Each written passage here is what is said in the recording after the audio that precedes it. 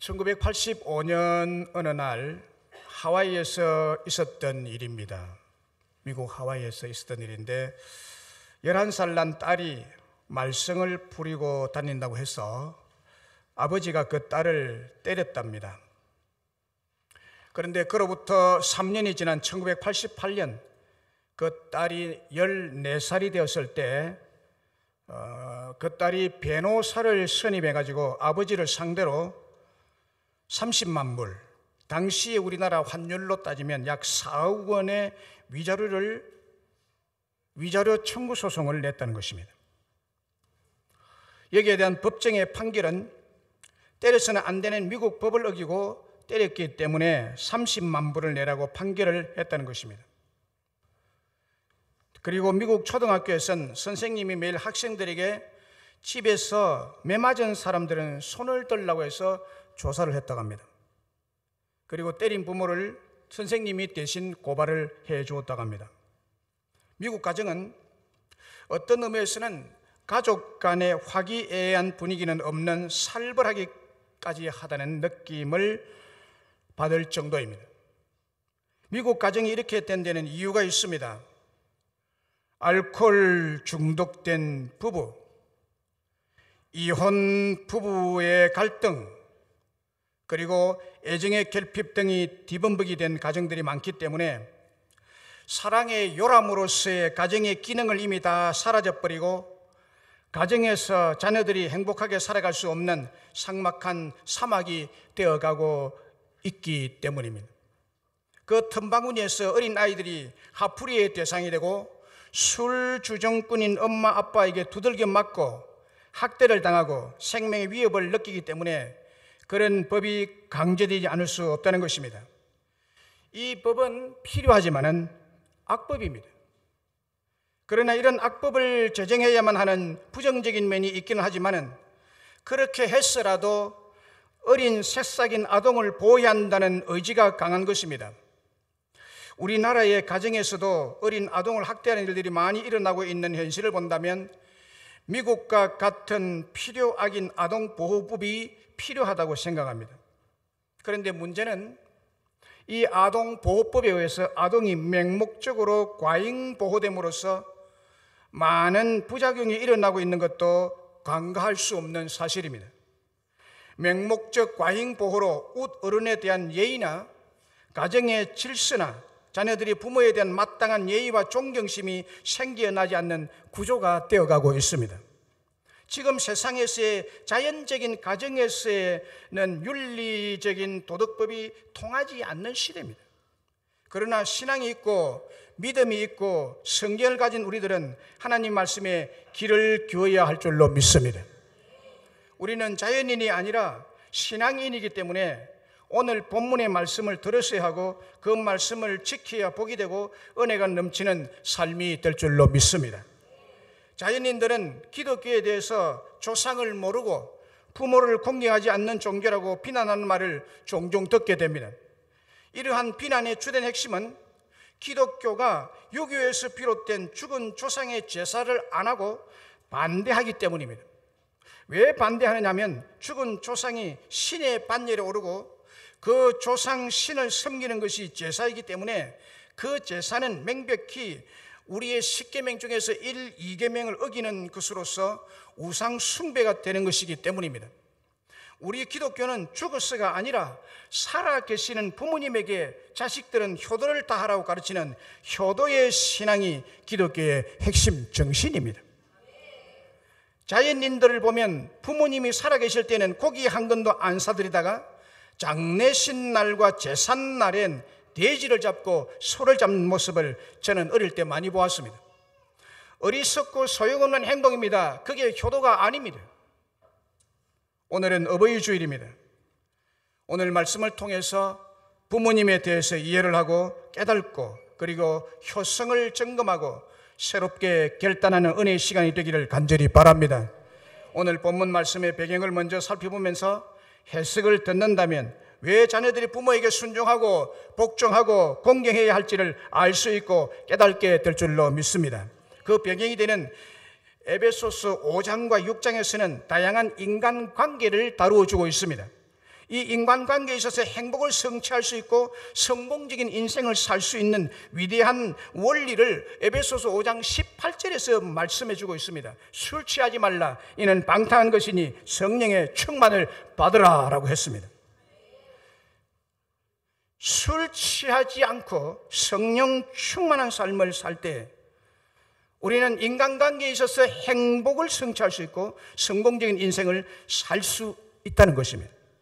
그래서 이 말씀을 하고 난 다음에 다양한 인간관계에 대해서 진술하는 논리적 순서는 대단히 중요한 요점이 됩니다. 자연인으로서의 술 취한 방탕한 삶이 아니라 성령 충만한 그리스도인 남녀들이 다양한 인간관계의 국면에서 어떻게 살아가야 되는지에 대한 예들을 들고 있습니다. 그 중에서 부부관계를 말씀하고 또 교회에서 인간관계를 말씀하고 또 오늘 본문 6장에서는 부모 자식 간의 관계를 말씀하고 그 다음에 직장에서의 상사와 직원들의 관계에 대해서도 차근차근 말씀하고 있습니다. 예수님을 믿는 그리스도인들의 생활이란 전혀 새롭고 다른 생활입니다. 예수님을 믿지 않는 자연적인 사람들의 생활과는 전혀 차원이 다른 생활이라는 점입니다.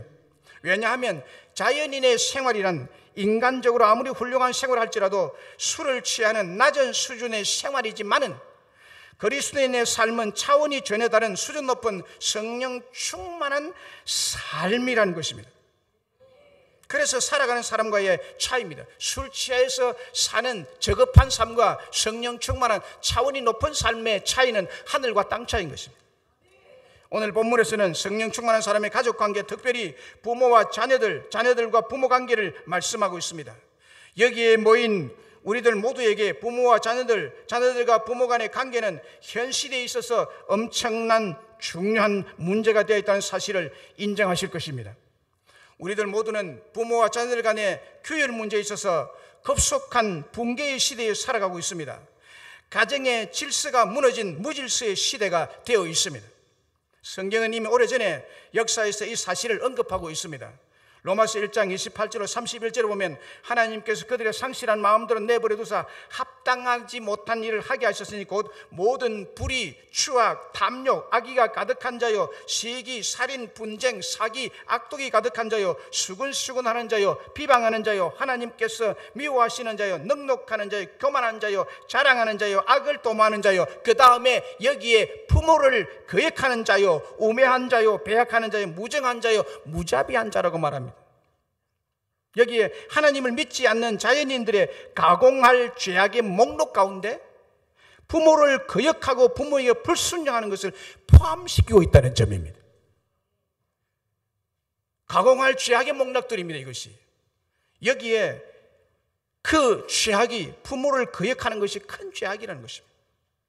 디모데후서 3장 2절에서는 말세에 고통하는 때가 올 것이라고 말씀하고 난 다음에 그 고통의 시대의 특징을 예언하고 있습니다. 사람들은 자기를 사랑하며 자긍하며 교만하며 해방하며 부모를 거역하며 감사하지 아니하며 거룩하지 아니하며라고 했습니다.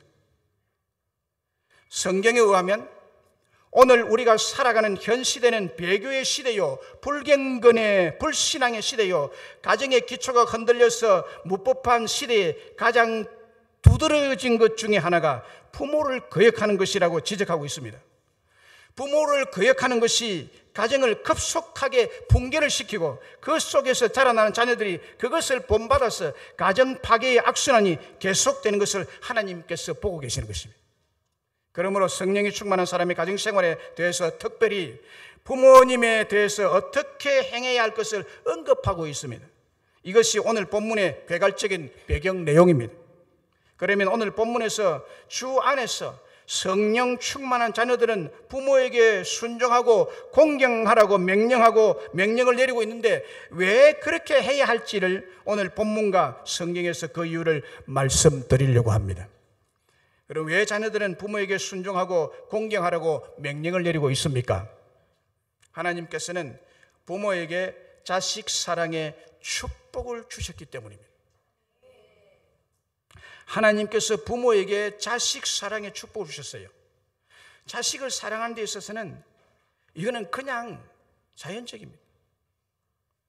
누가복음 15장 20절로 24절에 보면 아직도 거리가 먼데 아버지가 그를 보고 측은히 여겨 달려가 목을 안고 입을 맞추니 아버지는 종들에게 이르되 제일 좋은 옷을 내어다가 입히고 손에 가락지를 끼우고 발에 신을 신기라. 그리고 살찐 송아지를 끌어다가 잡으라. 우리가 먹고 즐기자. 이 내 아들은 죽었다가 다시 살아났으며 내가 잃었다가 다시 얻었노라 하니 그들이 즐거워하더라고 했습니다. 이 본문에서 하나님께서 아버지와 어머니에게 강력한 자식 사랑의 3요소를 주셨다는 것을 발견하게 됩니다. 그 3요소가, 첫째는 아버지, 어머니가 자식에게 달려가는 사랑을 주셨습니다. 둘째는 한없이 베푸는 사랑을 주셨습니다. 셋째는 조건 없이 용서하는 사랑을 주셨습니다. 이 세 가지 사랑의 요소는 하나님 아버지께서 그의 영적인 자녀들인 우리들에게 베푸신 사랑의 요소이기도 한 것입니다. 뿐만 아니라 이 사랑의 3요소를 고스란히 부모가 자식을 사랑하는 사랑으로 주신 것입니다. 이 사랑의 3요소를 차례대로 생각함으로 은혜를 나누고자 합니다. 하나님께서 아버지, 어머니에게 주신 강력한 자식 사랑의 3요소 중에 첫 번째는 부모님의 달려가는 사랑입니다. 달려가는 사랑. 누가복음 15장 20절에 아직도 거리가 먼데 아버지가 그를 보고 척은히 여겨 달려갔다고 했습니다. 달려갔다고 했습니다. 걸어간 것과는 대조적이죠. 아버지가 아들을 보고 척은히 여겨 달려나갔다는 이 말씀은 둘째 아들과 끊어진 관계의 회복이 아버지의 애끓는 사랑의 주도에서 이루어지고 있음을 알 수 있습니다.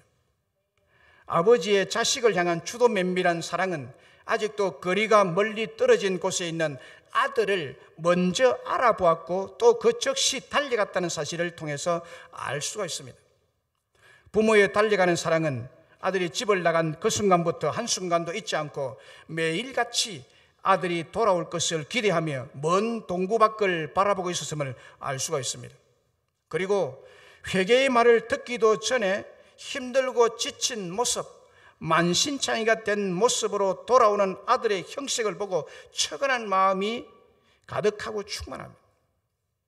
그럴 수밖에 없죠. 부모가 자식의 행색을 보니까 척은하기 거지없습니다. 여기 척은히 여기다, 불쌍히 여기다는 헬라어는 에스플랑크니스테인데 이 말은 스플랑크니조마이의 3인칭 단수 수동태 부정과거 직설법으로 쓰인 단어입니다. 복잡하죠? 그 몰라도 됩니다만 그렇습니다. 스플랑크니조마이, 척은히 여기다. 이것은요, 내장, 창자까지 움직인다. 창자가 뒤틀리는 아픔이 있다는 겁니다. 스플랑크니조마이, 척은히 여긴다는 말. 아버지가 그 자식의 행상을 보니까 가슴이 뒤틀리고 창자, 내장이 뒤틀리는 단장의 아픔을 느꼈다는 것입니다. 도와주지 않으면 창자가 끊어져 나가는 아픔, 그 정도로 마음이 아파 견딜 수 없는 마음의 상태를 나타내는 말이 척은히 여기다는 말입니다. 척은히 여기고 불쌍히 여김으로 달려나가는 마음이 어버이의 마음이고 하나님께서 주신 어버이의 사랑입니다. 일반적으로 죄인인 우리 인간은 척은히 여기는 하나님의 사랑의 마음을 표현할 때 쓰는 단어입니다. 그리고 나이 많은 어버이의 경우는 아무리 급할 때라도 달려나가지 않는 것이 보통인데 부모는 그렇지 않습니다. 부모는 자신의 품위가 떨어지는 것을 전혀 개의치 않고 달려나가는 행동을 하는 것입니다. 부모는 자녀를 사랑하는 데 있어서 자신의 체면이나 겉모습에 치중하지 아니합니다. 이것이 하나님께서 부모에게 주신 사랑이에요. 모든 부모는 이 사랑을 가지고 있습니다. 그래서 죄인인 한 사람이 하나님 아버지에게로 돌아올 때 하나님 아버지께서 얼마나 기뻐하시는지를 아버지의 사랑을 통해서 알게 하십니다. 그리고 목을 안고 입을 맞추었다고 했습니다. 목을 껴안은 채 너무나 사랑스러워서 그 더러운 탕자가 돌아왔는데 그에게 여러 번 거듭해서 입을 맞췄다는 것입니다. 목을 껴안고 입을 맞추냐 한 번 했다는 것이 아니라 여러 번 했다는 것입니다. 이것은 아들에 대한 아버지의 사랑이 크다는 것과 아들의 잘못에 대해서 따지지 않는 무조건적인 사랑을 의미합니다. 죄를 자백하고 그 벌로서 아들이 아니라 종으로 품꾼의 하나로 살겠다고 돌아온 아들에 대한 끝없는 사랑과 무조건적인 사랑을 나타내는 친밀한 행위인 것입니다. 하나님이 주신 달려가는 어버이의 사랑이 탕자를 성자로 만든 것입니다. 강영호 박사의 도전과 기회 삼시행명이란 책에 자기의 간증을 이야기하고 있습니다. 그는 지금 고인이 되고 이 세상에 없지만은 그의 두 아들을 사랑한 이야기를 적고 있습니다. 그의 아들 강진석 박사의 하버드 대학 진학을 위한 지원서는 아직도 많은 사람들에게 잔잔한 감동을 주고 있습니다. 강 박사는 지금은 듀크 대학교의 안과 의사가 되어서 활약하고 있지만 한때 그도 하버드 대학을 절실하게 들어가기 원했던 평범한 고등학생이었습니다. 그가 하버드 대학에 들어갈 때 나의 가장 존경하는 사람, 나의 아버지라는 제목의 논술을 제출했고 그것으로 당당하게 하버드 대학에 진학할 수가 있었습니다. 그는 아버지 강영호 박사는 16세에 시각을 잃은 시각장애인이었습니다. 그래서 훗날 두 아들을 키울 때에도 여느 아버지보다도 훨씬 어려운 환경 속에서 아들을 키웠습니다. 그는 잠자기 직전에 불을 끄고 어둠 속에서 이불 속에 들어가 있는 아들들에게 달려간, 여러분 앞을 보지 못하는 사람이 달려가면 얼마나 달려가겠습니까? 그러나 그의 심정은 달려갔다는 거예요. 빨리 가고 싶다는 거죠, 자식에게. 그래서 점자로 된 이야기책을 손으로 짚어가면서 손으로 읽어줬으면 불빛이 필요 없으니까. 성경책도 점자로 되어 있는 것으로 깜깜한 이불 속에서도 하나님 말씀을 읽어주는 아버지의 따뜻한 사랑을 받으며 자랐습니다. 시각장애인으로서의 두 눈이 보이는 사람들보다도 더 잘할 수 있는 것이 어둠 속에서, 깜깜한 이불 속에서 글을 읽어주는 일이었는데, 강영호 박사는 그 일을 어둠 속을 달려가서 아버지의 사랑으로 기쁘게 할 수 있었습니다. 급기야 그의 두 아들은 아버지의 어둠을 달려가는 사랑으로 매우 훌륭한 사람이 될 수가 있었습니다. 캄캄한 밤에도 등대 없는 바다 같은 세상일지라도 두 아들에게 아버지의 음성은 어둠을 뚫고 달려오는 아버지의 사랑이었다고 간증하고 있습니다. 자식은 빛이 없어도 살 수 있고 밥이 조금 부족해도 살 수 있지만 부모의 달려가는 사랑이 없이는 존재할 수 없고 숨을 쉴 수 없고 꿈을 가질 수가 없습니다. 2012년 6월 초순 어느 날 새벽에 독일에 있는 딸로부터 백혈병으로 병원에 입원했다는 청청백력 같은 소식을 듣고 간호와 돌봄을 위해서 부모는 단숨에 독일 병원으로 달려갔습니다.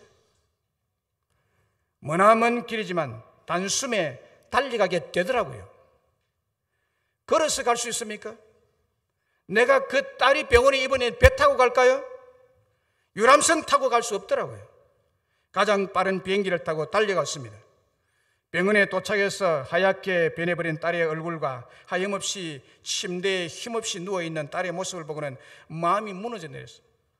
탕자의 초라한 모습을 본 아버지처럼 너무나 불쌍하고 처근한 내 딸의 모습에 눈물이 절로 흘러내렸습니다.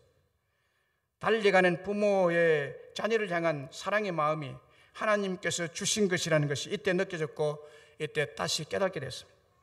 너무나 큰 일을 당하다 보니까 네가 무슨 일을 했기에 이런 병에 걸렸느냐, 무슨 잘못을 했느냐, 어떻게 살았길래 이런 병을 앓게 됐느냐 등등의 이유와 정죄하는 마음은 온데간데 없어져 버리고 오직 사랑하는 딸이 살아나야 한다는 처근한 마음밖에 들지 않더라고요. 그리고 내가 줄 수 있는 골수가 있다면, 그것으로 내 딸이 치료되고 살아날 수만 있다면 그것도 내어주어야 한다는 간절한 소원이 생겨났었습니다. 달려가는 부모의 사랑에서 나오는 것이라고 생각합니다. 지금은 완치가 된 지 만 5년이 훨씬 지나고 하나님의 크신 은혜와 더불어서 그리고 사랑스러운 부모의 달려가는 사랑에 힘입어 완전히 치유가 되고 직장생활 잘하고 건강하고 생활할 수 있게 된 것입니다.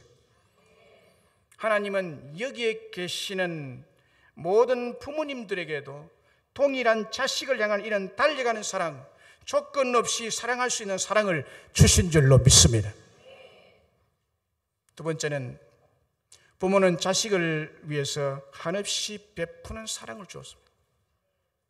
누가복음 15장 22절 23절에 아버지는 종들에게 이르되 제일 좋은 옷을 내어다가 입히고 손에 가락지를 끼우고 발에 신발을 신기라, 그리고 살찐 송아지를 끌어다가 잡으라, 우리가 먹고 즐기자라고 했습니다. 아버지는 돌아온 아들을 위해서 아무것도 아깝지 않았습니다. 그 무엇도 아들보다도, 자녀들보다도 귀한 것이 아버지에게는 없습니다. 아버지가 아들에게 베풀어 준 것을 요약하면 완전히 거지와 탕자가 된 아들에게 그 더러운 옷을 벗기고 제일 좋은 명품 옷으로 갈아입혀 주었습니다. 제일 좋은 옷은 고대 근동지방에서는 큰 영예와 영광을 의미하는 것입니다. 왕이 공로가 많은 신하를 포상할 때 제일 좋은 옷, 귀중한 옷을 하사를 했습니다. 바로 그런 수준입니다. 아버지가 집에 있는 제일 좋은 옷을 갈아입혔다는 것은 아들을 나라의 1등 공신으로 생각하는 임금님과 같은 마음으로 아들로 인정하고 사랑하는 행동인 것입니다. 아낌없이 주고 베푸는 것입니다. 그리고 손에 가락지를 끼워 주었습니다. 가락지는 자신의 권위를 나타내는 인장 반지와 같은 것으로서 이것을 아들의 손가락에 끼워줬다는 것은 곧 자신의 권위를 아들에게 위임한 것을 의미합니다. 그러니까 아버지의 베푸는 사랑은 자녀로서의 특권, 자녀로서의 권세를 부여하는 것입니다. 그리고 발에 새 신발을 신겨주었습니다. 신을 신겨주었다는 것은 의미는 그가 종이나 노예나 품꾼이 아니라 아들로서의 자유를 아버지 집에서 누릴 수 있다는 권리가 회복되었다는 뜻입니다. 왜냐하면 당시에 종들은 신발을 신을 수 없게 되어 있었습니다. 종은 신발 신으면 안 돼요. 종들은 맨발로 다니고 생활했습니다. 먼 타국에서 맨발로 일하는 종이었으나 이제는 아들에게 아버지의 베풀어주는 사랑 때문에 신을 신은 자유인이 된 것이라는 것입니다.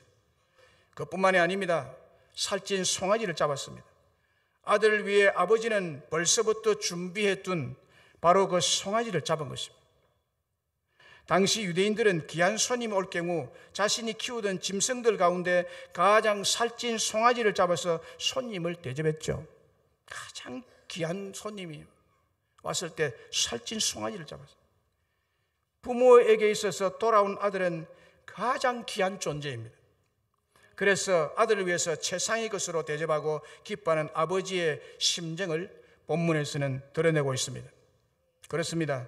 아버지는 돌아온 아들을 위해서 제일 좋은 옷, 가락지, 신발, 살찐 송아지를 베풀었습니다.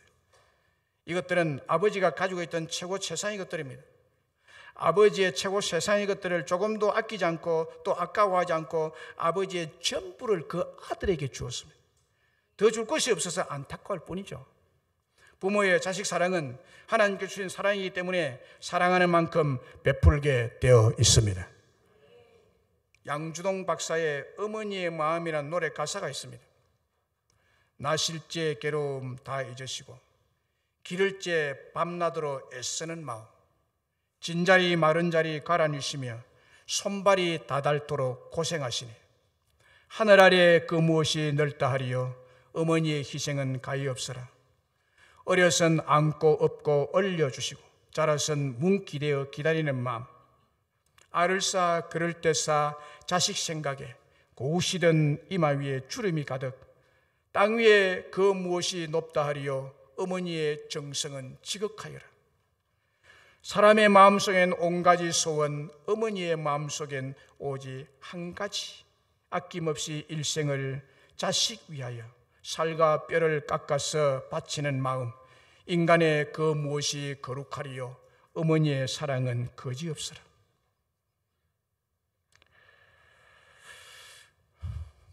제가 이 노래를 부르면서 워드를 치면서 저도 제 어머니가 계셨거든요. 이 가사 하나하나가 얼마나 마음을 아프게 하는지.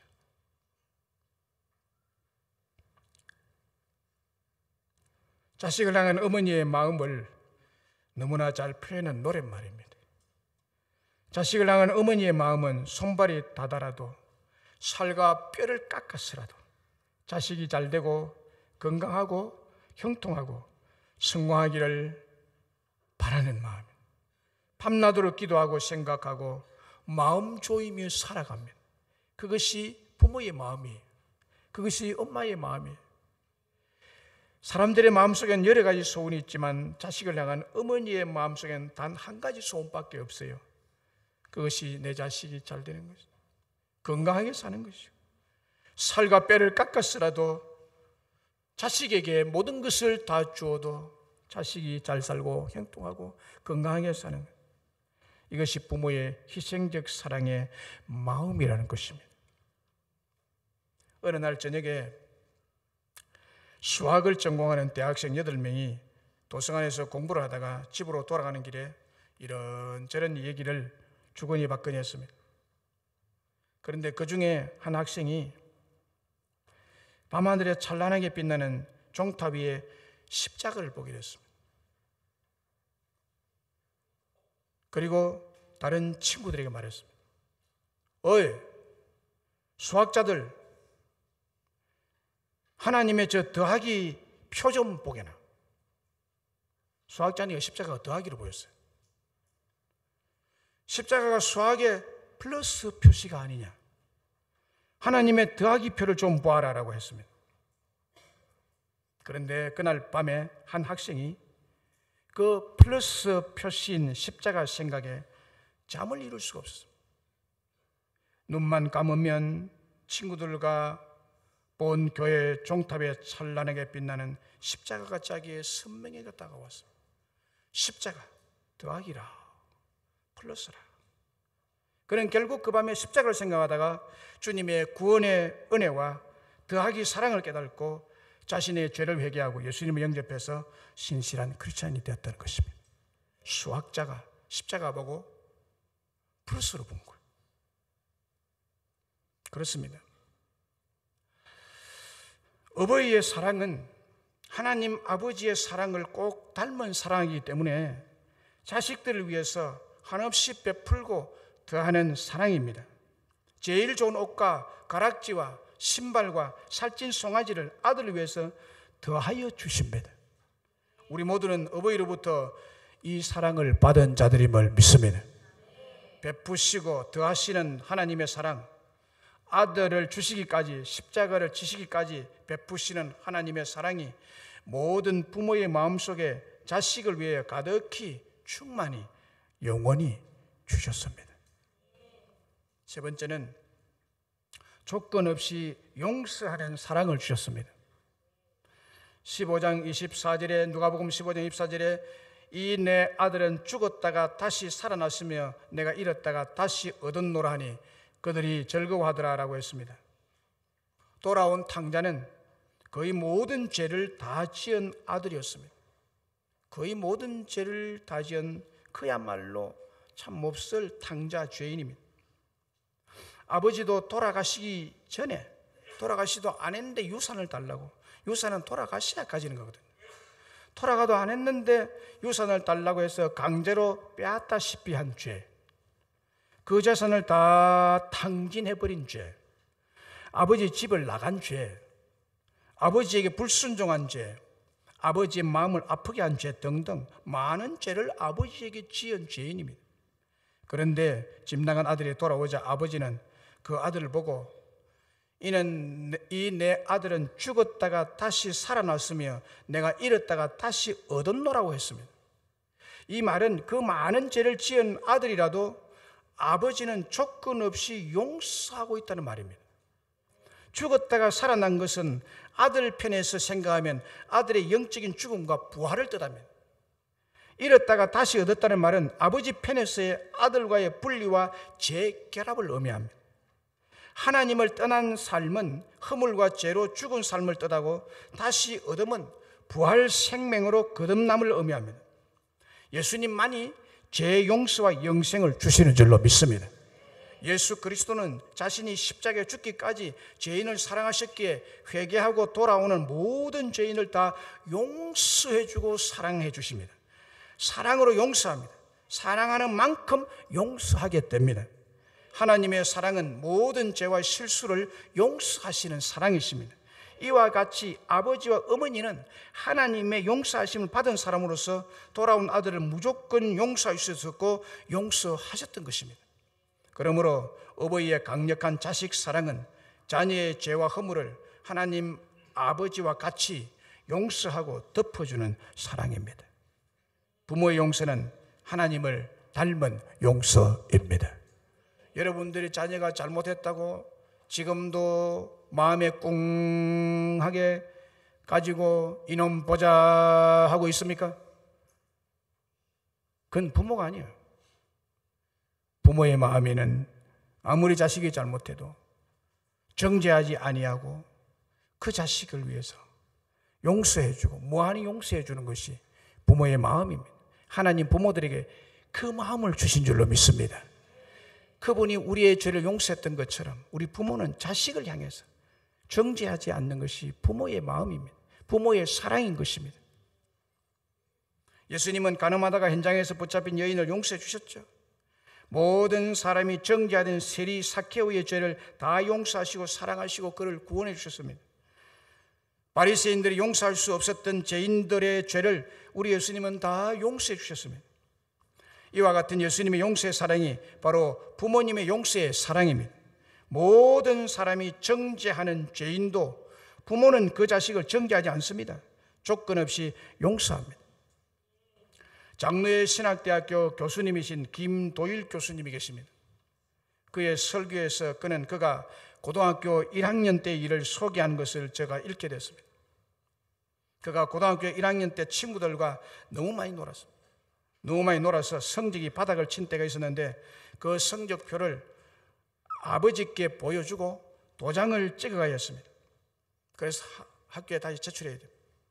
요즘은 어떤지 모르는데 저희 때는요, 성적표 나오면 부모한테 가서 도장 찍어야 됩니다. 성적이 안 좋아도 가서 보여야 되고 좋아도 보여야 되고, 좋은 애는 자랑스럽게 빨리 가서 도장 찍어야지 생각이 들겠죠. 저 같은 사람은 안 주면 좋겠다는 생각을 많이 했습니다. 저는 공부를 못했기 때문에. 제가 공부하면 목사 됐겠습니까? 다른 사람 됐죠. 저는 공부할 줄 몰랐습니다. 도장 받는 것이 너무 싫었어요. 이거 좀 안 하면 좋겠다는 생각을 했는데, 안 하면 됩니까? 학교 선생님들이 가서 도장 받아오느라. 이분도 그랬어요. 성적이 완전 바닥을 쳤어요. 아버지가 성적표를 보았습니다. 그때 야 이놈아, 이걸 성적표로 가져왔느냐 라고 성적표를 찢으며 크게 야단을 치고, 그리고 야단 치면 야단 맞을 각오를 단단히 했는데, 그의 아버지가 치밀어 오는 화를 참으면서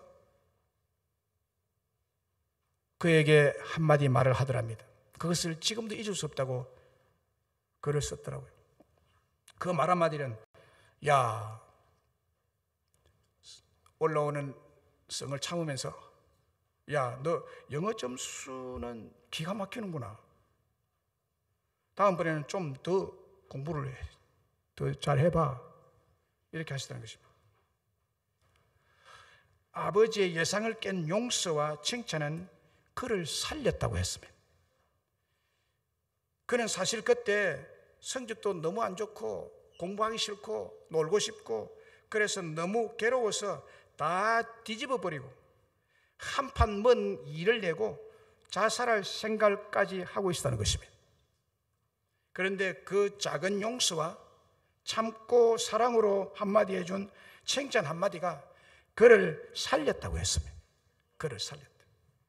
아버지로부터 용서를 받은 그 후로 출근하고 공부를 하게 되었고 미국 유학까지 순조롭게 갈 수 있었고 지금 자기가 교수가 될 수 있었다고 간증을 했습니다. 하나님께서 아버지 어머니에게 강력한 자식 사랑의 3요소를 주었습니다. 그 3요소는 첫째는 아버지 어머니가 자식에게 달려가는 사랑을 주셨습니다. 걸어갈 수 없어요. 달려가는 사랑. 둘째는 한없이 베푸는 사랑을 주셨습니다. 세 번째는 조건 없이 무조건 용서하는 사랑을 주셨습니다. 자녀들은 모두가 부모의 세 가지 사랑을 골고루 받은 자들이기에 부모를 어떻게 대해야 되냐는 거예요. 이런 부모의 사랑을 받고 자란 우리가 이제는 자식들이 부모에게 어떻게 해야 되느냐. 자녀들은 부모에게 순종하고 공경하라고 했습니다. 이런 사랑을 받았기에 부모를 공경하고 부모에게 순종해야 된다는 거예요. 1절 2절에 보면 자녀들아 주 안에서 너희 부모에게 순종하라. 이것이 옳으니라. 네 어머니와 아버지를 공경하라. 이거 약속이 있는 첫 계명이니 이로써 네가 잘되고 땅에서 장수하리라. 할렐루야. 이 말씀은 주님의 명령으로서 자녀들이 자기의 부모에게 순종해야 한다는 것입니다. 순종한다는 말은 자녀들은 부모의 권위 아래 놓여 있고 그 아래에서 부모의 말을 잘 듣고 부모의 말을 잘 이해하고 부모의 의도를 잘 깨달아서 순종하고 청종해라 라는 뜻입니다. 그리고 공경한다는 말은 경외하라, 존경하라는 뜻입니다. 이 말은 자발적으로 감사함으로 기쁨으로 복종해야 함을 뜻하고 있습니다. 그러니까 부모에게 순종할 때 부모가 어떤 말을 한다든지 어떤 뜻을 가지고 있다든지 그때 자식으로서는 그게 무슨 의도인지를 잘 이해하고 깨달아야 된다는 겁니다. 혹시 여러분 중에 아버지에 대한 이미지가 좋지 않은 분도 있을 거예요. 어머니에 대한 이미지가 좋지 않은 분도 있을 겁니다. 그것은 왜 그러느냐? 어머니가 여러분들을 못 살게 하려고 그렇게 상처 준 거 아니에요. 여러분들이 잘 되라고 한 겁니다. 그런데 여러분들이 어려서 부모의 의도와 부모의 그 사랑을 이해를 못해서 그것을 상처로 받은 것입니다. 이제 이 설교를 듣고 상처를 지우시기를 바랍니다. 용서하시기를 바랍니다. 부모는 앞에 말씀한 설교한 대로 여러분들을 그렇게 사랑한 거예요. 그게 표현 방법이 달랐을 뿐이지. 부모의 권위 아래에 있는 것입니다. 권위 아래에서 부모가 하는 말, 부모가 시키는 일들, 그것을 잘 이해하고 깨달으라는 것입니다. 그러고서 부모가 왜 나에게 이것을 시키는지를 이해를 할 때 순종할 수 있잖아요. 그 순종하라는, 그 깨달으는 거예요. 이게 순종하라는 말 안에 뜻이, 그것이 표현이 되어 있고 그것이 함축되어 있는 뜻입니다. 권위 아래에서 순종해라. 순종할 때는 이해하고 부모의 마음을 이해를 하고 깨달아서 순종하라는 거예요. 이해할 수 있죠. 그러나 어린 나이에게는 잘 이해 못하니까 부모들이 자녀에게 말하고 지시할 때는 또 지혜가 좀 필요한 것입니다. 잘 이해하도록 해야 돼. 무조건 그냥 뭐 때리고 강압적으로 하면 안 되는 거죠. 그러니까 자식이 상처를 받는 거예요. 그러나 그 의도는 자식을 너무 사랑하니까 사람 되라고 그러는 거예요. 그런데 어리니까 그걸 이해를 못해서 상처가 되는 거죠. 지금은 여러분들이 부모가 날 이런 사랑의 새 차원에서 나를 그렇게 했구나라고 생각하고 이해하시고 부모에게 안 좋은 감정을 가진 분들은 이 시간 이후로 주님 말씀하십니다. 용서하라고. 그리고 존중하라고. 자녀들은 부모의 말이나 의도하는 바나 뜻하는 바에 기계적이고 마지못해 하는 복종을 해서는 안 됨을 의미합니다. 왜냐하면 앞에서 말씀드린 대로 부모는 자녀를 향하여 달려가는 사랑, 베푸는 사랑, 조건 없이 용서하는 사랑을 주신 분이기 때문입니다.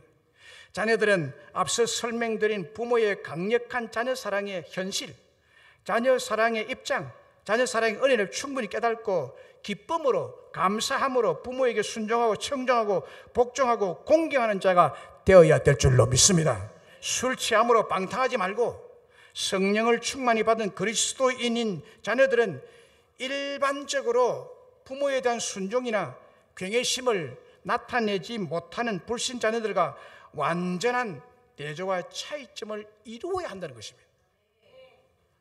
하나님 알지 못하는 자연인과 차이를 두어야 됩니다. 부모 공경에 있어서 부모 말씀에 순종하는 데 있어서 차이점이 나야 된다는 것이 오늘 본문의 말씀입니다. 불신 자녀들은 일반적으로 그들의 부모님에 대해서 어찌되었든지 상관할 것이 무엇이냐라고 말합니다. 왜 내가 그들의 말을 고분고분 들어야 하느냐고 반문합니다. 불신의 세계는 성경 원리나 성경적인 교훈에 의해서 통제를 받지 아니합니다. 왜 순종하고 복종해야 할지를 알지 못합니다. 그러나 주 예수님을 믿고 성령 충만한 우리들은 왜 순종하고 복종해야 할까요? 그 이유는 명백합니다. 그것이 옳기 때문입니다. 그것이 옳기 때문입니다. 이것이 옳으니라고 말씀합니다. 오늘 본문에 부모에게 순종하고 복종하라, 이것이 옳으니라. 이것이 너희를 향한 약속이 있는 첫 번째 계명이니라. 자연적인 동물의 세계에서도 어린 새끼는 어미가 가르치는 걷는 법, 먹는 법, 뛰고 싸우는 법을 가르쳐줍니다. 그러면 아무것도 모르는 어린 새끼는 그대로 순종하면서 답습을 하게 됩니다. 그리고 큰 새나 짐승이 되면 부모와 똑같은 방식으로 삶을 영위하여 나가는 것이 자연의 법칙입니다. 그래서 부모의 뜻이나 말에 순종하고 존경하는 것이 옳으니라고 말씀합니다. 자연의 이치도 그런데 자식이 인간이 영혼을 가진 만물의 영장인 인간이 부모의 말에 순종 못하는 것은 이거는 자연 법칙을 어긴다는 거죠. 그리고 그것이 제5계명 내 부모를 공경하라, 이것이 약속 있는 첫 계명이라고 했습니다. 계명이기 때문에, 옳고 계명으로 주었기 때문에, 명령하고 있기 때문에 순종해야 됩니다, 여러분. 잠언 23장 22절에 너 낳은 아비에게 청종하고 내 늙은 어미를 경히 여기지 말라고 했습니다. 25절에 네 부모를 즐겁게 하며 너를 낳은 어미를 기쁘게 하라. 기쁘게 즐겁게 해주는 것이 자식의 도리입니다. 부모를 근심되게 하는 것은 자식의 도리가 아닙니다. 이렇게 하면 하나님께서 자녀들에게 줄 축복을 예비하셨다고 말합니다. 그 축복은 네가 잘되고 땅에서 장수하리라 라는 약속입니다. 하나님 부모에게 순종하고 공경하는 자에게 주실 축복을 예비해 두셨습니다. 이 축복에 비하면 부모님의 말에 청종하는 것은 그리 어려운 일이 아닙니다. 불가능한 일도 아닙니다. 시간이나 돈이 드는 것도 아닙니다. 특수 훈련을 받아야 되는 것도 아닙니다. 그저 청종하고 순종하면 마음이 편하고 자유할 뿐만 아니라 큰 축복이 예비되었다는 약속을 믿으면 실천할 수 있으리라 믿습니다. 여러분의 부모에게 순종하십시오. 이것이 옳은 일입니다. 아버지와 어머니를 공경하십시오. 그러면 여러분이 이 세상을 살아가는 날 동안 하는 일이 잘 되고 땅에서 무병 건강하고 장수하게 될 줄로 믿습니다. 말씀을 맺습니다. 다시 말씀드리면 오늘의 가정들은 알코올에 중독된 부부, 이혼 부부의 갈등, 애정의 결핍 등이 뒤범벅이 된 가정들이 많기 때문에 사랑의 요람으로서의 가정의 기능은 이미 다 사라지고 가정에서의 자녀들이 행복하게 살아갈 수 없는 삭막한 사막 가정이 되어가고 있는 실정입니다. 또 역으로 자녀들을 맹목적으로 과잉 보고되고 있으므로 많은 부작용이 일어나고 있는 것도 간과할 수 없는 사실입니다.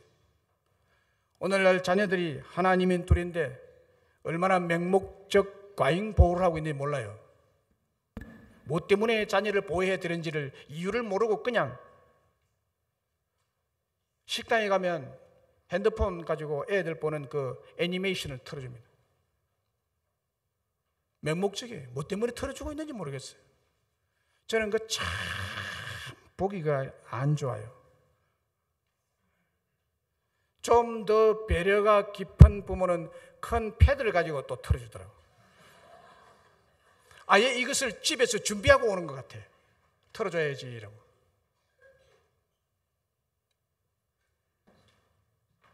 맹목적입니다. 여러분들은 그거 틀어주지 마세요. 그러니까 조그만 아이가 우니까 틀어주는 거죠. 그냥 귀찮으니까. 아이에게 부모가 져요. 지면 안 되죠. 그 조그만 아이한테 지면 됩니까? 부모가 이겨야지. 분명한 의도를 가지고, 분명한 교육 철학을 가지고, 분명한 신앙을 가지고, 분명한 계명을 가지고 자녀들을 대하시기를 바랍니다. 자녀들은 부모에게 대하시기를 바랍니다. 맹목적으로 보호됨으로 가행 보호됨으로 해서 어른에 대한 예의나 가정의 질서나 자녀들 부모에 대한 마땅한 예의와 존경심이 생겨나지 않는 구조. 오늘 어버이 주일로서 가정이 행복을 성취할 수 있고 성공적인 가정생활을 할 수 있는 위대한 원리를 에베소서 5장 18절에서 진술했다고 말씀드렸습니다. 술 취하지 말라 이는 방탕한 것이니 성령의 충만을 받으라. 오늘 본문 말씀을 에베소서 5장 18절의 말씀의 연장선상에서 생각해야 한다고 말씀드렸습니다. 즉 자녀가 부모를 공경하고 순종할 수 있는 것은 성령이 충만한 그리스도인이기 때문에 가능하다는 거예요. 그리고 성령 충만한 그리스도인의 부모는 성령으로부터 강력한 자식 사랑의 3요소를 받으셨다고 말씀드렸습니다. 그 3요소는 달려가는 사랑, 베푸는 사랑, 용서하는 사랑입니다. 이런 사랑을 받은 자녀들이기에 자녀들은 부모에게 순종하고 공경하는 것이 마땅하고 옳은 것이라고 말씀드렸습니다. 그리고 계명으로 명령하기 때문에 지켜야 하고 크나큰 축복이 예비되어 있기에 약속 있는 첫 계명을 잘 지켜 순종하고 공경함으로 우리 자녀들은 땅에서 잘되고 성공하고 형통하고 건강하고 장수하는 복을 누리시고 나누시기를 주의 이름으로 축원합니다. 축원합니다.